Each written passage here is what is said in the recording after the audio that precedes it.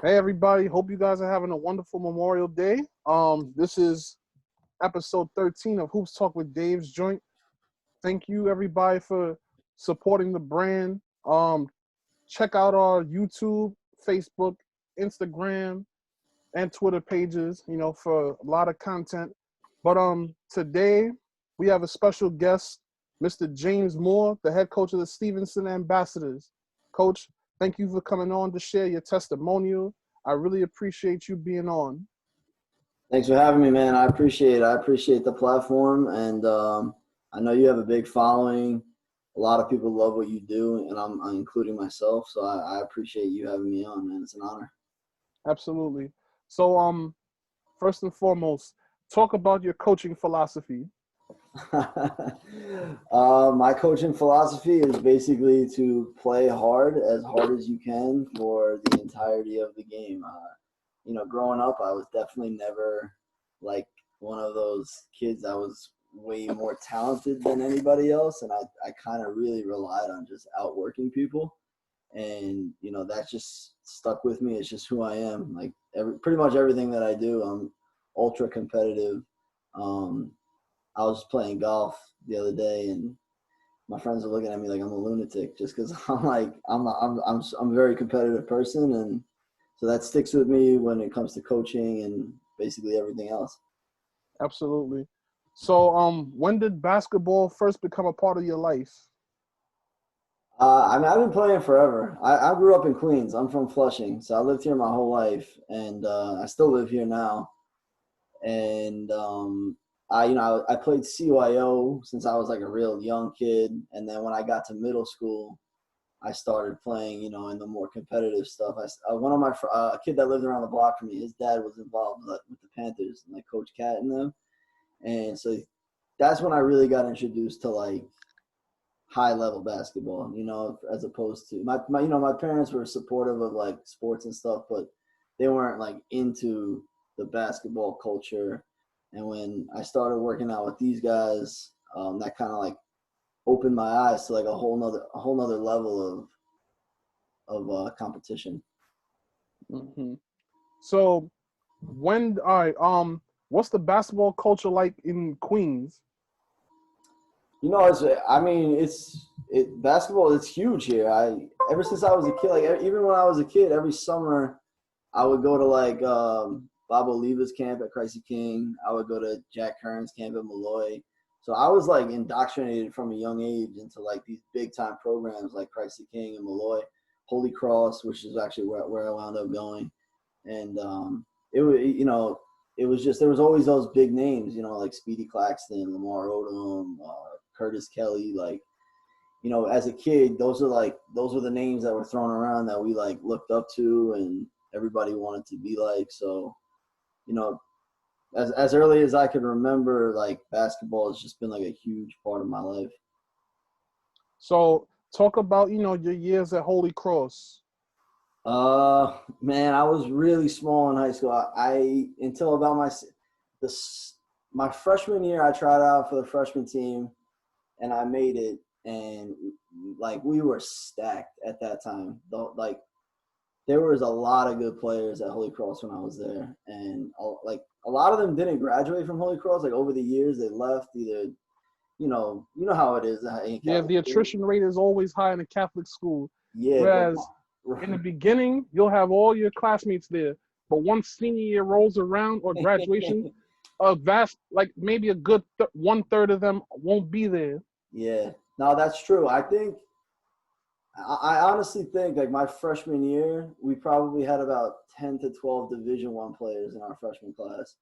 Like every people wound up leaving, but we were, and that's not to mention the kids, the grade older than us was stacked. There was like, I was trying to think of the names before because I figured this would come up, but like we had, younger than me was Sylvan and Blaze and them. And they had like 3 or 4 kids that were playing varsity as sophomores. And then older than me, we had like Kevin Ogletree, Anthony Clark. And then in my grade, we had like Lawrence, Merlin. And we started out with like Sean Crawford was there. He wound up leaving. Charles Jenkins was there. He wound up leaving. Hickman Simmons was there. He wound up leaving. we had I pretty much knew I wasn't going to play. So I remember my freshman year, one day before a game, I told the coach, I got a CYO game and I'm just going to go to it because I know I'm not playing. And then he was like, all right, don't come back. Wow. Which I knew was going to happen. But at that point, I didn't really care because I wasn't playing, And so actually, so that was the end of it for me until the summer going into my senior year. I grew 6 inches. And then I was like, yo, I'm going to give this another shot. I came back, I was 6'1", as opposed to being 5'6". And when I went to the tryout, and they basically told me, you're still not going to play. You'll be on the team, but you're not going to play. And at that time, they had, I don't know if you're familiar with it, but the CHSAA, they have a Varsity B league. Right. So I went and I played there. I started, and we actually won the city championship. So it was a good experience because I basically played every minute of every game, and I loved it, man, And we played Rice in the final, actually, at Iona Prep, and we won. They had a lot of good players, and we had a lot of good players. And it was that was just it was a great way to end because I was kind of bitter about the whole thing. I wanted to play, but it was not to the point. My parents weren't going to let me, it's not like today where you just switch schools. My parents weren't going to do that just so I could play basketball. So, but it was a good way to go out, We went out on top, so. Yeah, that's cool. Shout outs to Holy Cross and Paul Gilveri. Yeah. So, where did you go to college? So after high school, I wanted to play basketball. And I had a couple opportunities to play at some Division IIIs upstate, but I got basically a full ride to Manhattan College on an academic scholarship because I was a really good student. So I couldn't turn that down. So I went to Manhattan College, and I kind of knew that I wasn't really going to be able to play there. But Bobby Gonzalez that year, my coach was Terrence Tarpey, and I asked him to reach out to Bobby Gonzalez to see if I could just walk on or something like that. And we kind of had a little bit of a back and forth, but then he wound up taking the job at Seton Hall 2 weeks later. So when I got up there, it was Slice coaching Rorson. Yeah. And it just didn't work out, which might have been for the better because I wasn't the type of kid that was happy on the bench. I think there were a couple, between, if you're asking my opinion, there were a couple of kids on that team that I was better than them, but it really wouldn't have mattered because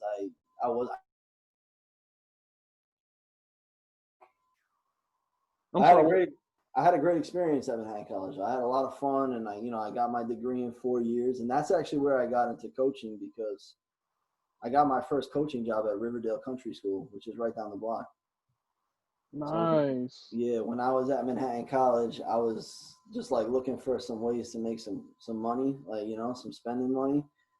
And I wanted to get into coaching. So I went over there one day and I talked to the AD. I explained, the situation I was in, and he gave me a job as an assistant on the JV team.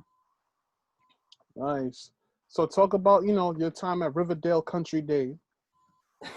Yeah, I mean, that opened my eyes to a whole nother world of wealth that I didn't know existed. It was different, kids getting driven to practice by a driver in a limousine, and it was tough because the parents are very, very involved, Right. So that part I really didn't like, but it was it gave me my foot in the door to learn, and especially my first year there, I was the assistant on the JV team, so I was kind of just observing and trying to pick up stuff from this guy. And the next year he left, and I took over the JV head coaching job, and that's when it got really tough with the parents because as a head coach, you're the one that has to deal with the parents. As an assistant, they don't really come and talk to you. But then I had a lot of complaints from parents about playing time and this and that, and that was it for that. I left there, and by that time I was graduating from Manhattan anyway, so I didn't really live in the area anymore. And right when I graduated from Manhattan, I got the job at Stevenson, but I actually took the head coaching job at Holy Cross, the Varsity B team, which is where I played. That summer I was working the Holy Cross camp, and they told me there was an opening, and I applied for it, and I got that job. So. Talk about, coaching at your alma mater. No, that was dope, man. That was a lot of fun. I had 2 years of experience in Riverdale. I was still a young kid. I was like maybe 24, 25 years old. But that was a lot of fun. We had a really good team. I was there for only 2 years, but my first year we went to the championship. We wound up losing to St. Raymond's in the final, but I was trying to get that ring as a player and as a coach. We used to joke around with the staff there that nobody's done that before, won a championship as a player and a coach. So I was trying to do that, but we fell short in the title game. We played. That team had a lot of I sent the kid to play the Division II out of there's a lot of really good players in that league. Just because the Catholic League is so stacked, a lot of kids say I'd rather play in the B than sit in the A. Although I found recently that's becoming less and less. But it was cool, man. We played actually at the time. Pat Massaroni, the coach at Stepanak. At that time, he was coaching the B team at Stepanak. So we would go up against him. We played him in the semifinals. We beat him. I like to bring that up to him, so make sure you remind him of that, right? I definitely will. So, talk about when did you decide to start coaching at Stevenson? So, to be honest, when I I got a teaching job at Stevenson, and when I first started working there, I didn't have any idea about how rich the history was or anything like that. Because growing up, I was always a Catholic in the Catholic school. You know what I mean? I followed the Catholic League very closely, but I didn't really know much about PSAL. And so I got there, and the program was in such disarray that I didn't even know there was a team for a while. Nobody talked about it. There was no advertisements for games or anything like that. And the coach there, he was a really good guy, and I love him. I really do love him. His name was Howie Harrison, and he had to step down recently due to medical reasons. But he had everything going against him. He didn't work in the building, so he didn't really have relationships with kids. He didn't know the staff there. It was he came there at 3 o'clock, did practice, and then left. So the whole program was in shambles. And I was working with a lady, an assistant principal, who was the athletic director, and I could just tell that she did not like doing the job. So I said to her, I was like, I would really love this job because I know that you don't want to do it. And so I asked her, what do I need to do? And she said, well, you got to get your administration license. So I went and I got my master's in administration, and then I took over as AD for Stevenson, and that is how I kind of got my way into the coaching gig. Now, talk about, the dual role as coach and athletic director. How tough is it managing both? Yeah, it's tough. It's tough, man. I know that you've seen a couple. I have Julius take on a lot of the coaching responsibilities for us, just because there's a lot of stuff that, especially on game days, where I kind of I got my 1 foot here and 1 foot there. I'm worried about controlling the crowd and getting the referees set up and getting the guests. There's a lot of stuff that goes on. So, thank God I have a great guy in Julius who has really been essential in making sure that this team goes in the direction that I want it to go in. And but I deal with a lot of oh, you favor this team, and which is probably true, but that's because I'm the coach of that team. I'm not the coach of the other teams, and I try not to be biased in terms of where our money is being spent, making sure all the programs are, we're Title IX in compliance with everything like that. Because we do have 15 varsity programs at Stevenson. But wow. my philosophy has always been that once the basketball program takes off, everything else will follow. And I still believe that. And I think it's actually coming to life slowly but surely. A lot of public schools in New York City have maybe 1 gym. You guys have 3. or shall I say multiple courts. How is it having like one of the biggest facilities in New York City? Well, you know what? It's a blessing and a curse because we don't have any JV or freshman teams, and that's at least that's recognized by PSAL. And no matter what I do to like beg them, they won't give us anything, and it's really frustrating. But we have a whole winter go by where, we have one track team, one girls varsity basketball team, and one boys varsity basketball team. And so, I mean, luckily for us, everybody gets their own gym, but we could be doing so much more than that. And it's hard to convince kids, you know, to go to a school. If I put myself in the shoes of an 8th grade kid growing up in the Bronx, I probably wouldn't want to go to a school that didn't have a JV team. Right. So, that puts us at a disadvantage. And, we started this year. We have our own like informal JV team. Like we just go around, travel to tournaments. We played at Fun Sport. We go to like these different things. But like, the kids know the difference between a real team in a league and just like, a group of guys that are playing together. So, that's been hard on us, and it's something that I've complained to PSAL about a lot. And I'm hoping that, who knows now with this virus, but like I was confident going into this year that something was going to change, but who knows now. So talk about what's a normal tryout situation like in the fall? For the boys. Yeah. So we'll advertise it to everybody because those are the rules that you have to do. Granted, obviously you have a good idea of who's coming back and not, but there's also 8 different schools inside of Stevenson. So getting the communication to all of those different schools about when this tryout is and hosting it at a time, that's after the dismissal of the latest school. It's difficult, and communication is a major problem, especially when you have certain administration in the building that really don't care about PSAL. And that's an uphill battle, trying to get everybody on board and be supportive of what we're trying to do.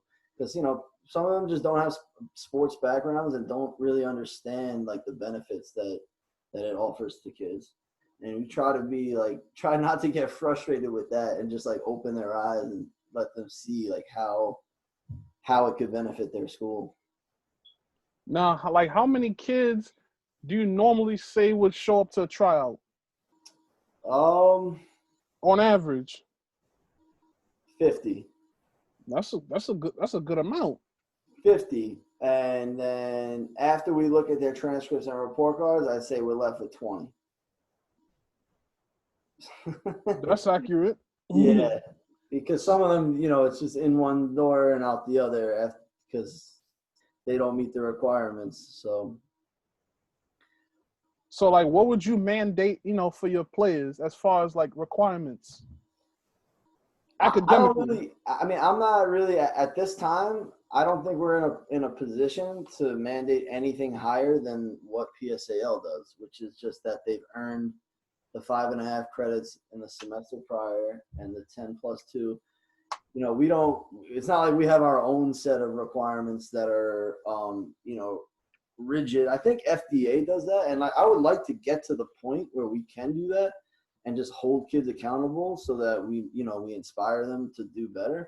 But right now, it's just whatever the PSAL guidelines is. But I'm sure Stevenson is a struggling school, and it has been for some time. Now that's on the turnaround. It really is, and I've seen it firsthand. I've been there for 10 years, so I saw what it was like, and I see what it's like now, and it's actually gotten way better. And hopefully that just continues to happen. So talk about the sponsorship with Adidas Legacy. How much has that benefited your program? Huge. Shout out to Adidas Legacy, Joe Cruz, Kai, just everybody that's been involved. Because early on you helped us out a lot, just shining a light on what we were doing with the program. And that's huge. Like I said before, it's hard to like I don't think that kids when a kid is looking for a high school to go to, they want to go to a place where they feel like they're going to get quality coaching and they're going to get exposure. And of course, they want the gear, they want the merch, and you don't want that to be the main reason the kid picks you, but it's definitely a factor when it comes down to that. And that, Adidas Legacy is just what they do for us goes way beyond just jerseys and sneakers, and that, especially what they did for us in particular with the gym renovation, but just like the resources that they provide, the opportunities, the thing that we did with Donovan Mitchell, those kids that got to go meet with James Harden. So it definitely helped put us on the map and get us like way more exposure than we would have gotten had we not gotten that deal. And I'm just like so grateful that happened. And how many schools have that Adidas or under Adidas Legacy? Like 9? Yeah, 9. 9 schools. That's big to be one of 9 schools. Yeah, it was not easy to get. We actually were in talks with them about getting the deal years before we got it, just because, like you said, it was so competitive and, they can only pick so many. But we were like right on the fringe, and then, certain situations happened. I don't know if you know what happened, but certain things happened that we wound up getting in a little bit later than usual, but it just worked out, So talk about 3 of your seniors, Ozell Jackson, Elijah Perez, and Rashawn Clemente. They were key figures on the team for the last couple of years. Talk about them and the impact they had on your program. Man, I love all 3 of those kids. I really do. And coming into this year, I felt that we had one of the most talented teams in the city. Unfortunately, we lost a couple of kids just because, we wanted, we were very, very focused on holding kids to high standards and going in the direction that we felt was best for the program. And unfortunately, some kids didn't work out with, and we lost a few. But these kids just rose to the occasion. Eli, Ozell, and Ray, they knew coming in that it was their senior year and that they didn't want to mess around. And they just basically did everything that we asked them to do. Ozell Jackson, he killed it this year. He probably stepped up the biggest out of anyone. He led our league in points, rebounds, and assists, which I would love. Dave, you're the historian. You probably know. I don't know when the last time that's been done before. Mm-hmm. I would think a long time ago. I don't know if I had to guess, but I don't really know. But he's like a 6'7" point guard. He really is like a point guard. A lot of people say that, but if you watch him play, he can handle the ball like a point. And at 6'7" in our league, he can pretty much do what he wants to under the rim. So he's getting Division I offers already. He's going to do a post-grad year at Olympus in Jersey. And they play a good schedule, so that should get him some more exposure and probably get him even more offers. But, that's another thing. I don't really advise the post-grad route. I know a lot of people did, but unless you're in a situation like Ozell where you are already getting Division I interest, then I don't see an issue with it, But that's where he's at. Then Elijah Perez. Should I just keep going on to the other? Yes. Keep going. Eli is, he's just a great kid, just so coachable. He came over to Stevenson his junior year, basically like when I took over, and just a knockdown shooter. He's going to go play at Sage next year, which is a Division III school up in Albany. And I have no doubt that he's like going to be a stud up there. He's going to – I really am looking forward to him taking that team, winning their division, and getting to the Division III Nationals, because I want to see that. And I know that he's capable of it. It's funny, we have another kid that actually played at Seward Park this year, but he played with us, our travel team, Trayvon Mack, and he's going up to Sage as well with Eli. So together they're going to be a little bit of a tandem, and I'm hoping that they can help that team, get to the next level. And then Rashawn, Rashawn is a freak athlete. If you've ever seen him play, kid can jump out the gym. Also a great kid. He's been with me the longest out of any of them. Ozell and Eli transferred in. But Rashawn was one of those kids who was there, as Stevenson, when I took over. He's actually the longest tenured Stevenson kid I had on the team. I've known him for a long time. And he, right now it's undecided, but he's probably going to wind up at a JUCO next year. And, with his just raw ability and his ability to shoot the basketball, I think he's going to wind up playing somewhere big time. Now, let's talk about the season. Like, how's last season, before COVID-19 came down? I'll be lying if I told, I'm very proud of our accomplishments this year. We went 17-1, regular season champs of the A division in the Bronx. And, we don't have a championship, but we had the best record, so we self-proclaim that. But we had really high expectations coming into the year. We had a lot of kids. We had a lot of talent on the team, and for one reason or another, it just didn't work out. And so Ozell, Eli, and Ray just really stepped up. And then we had another kid who transferred in from Sacred Heart, Elijah Smith, who stepped up and became a big piece of our team as well. He's the knockdown shooter. So, regular season we did great. And then in the boroughs, we had a big letdown game against Fannie Lou. That's a really well-coached team. We were a better team than them. But, they no doubt, they just have a good coach. They knew what they wanted to do against us, and they executed it. So that was disappointing. And then we wound up losing to John Adams, who, again, we were better. Clearly we were the better team, but we weren't playing with a full roster. We didn't have Rashawn that game. And, missing him was just it killed us. Ozell did as much as he could. I think Ozell had like 27 or something that game.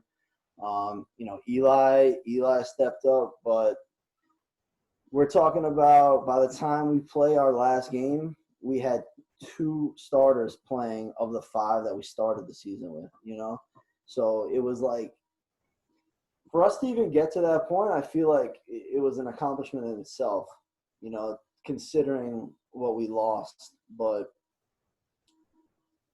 living, you learn, It was tough. So, how's everything going, with this pandemic and everything? And for the remaining players on the team, the underclassmen and the seniors, what advice are you giving them currently? Man, I'm trying to get them to run. I don't know if you probably see my Instagrams. I'm out running because I don't know. I don't feel comfortable telling kids to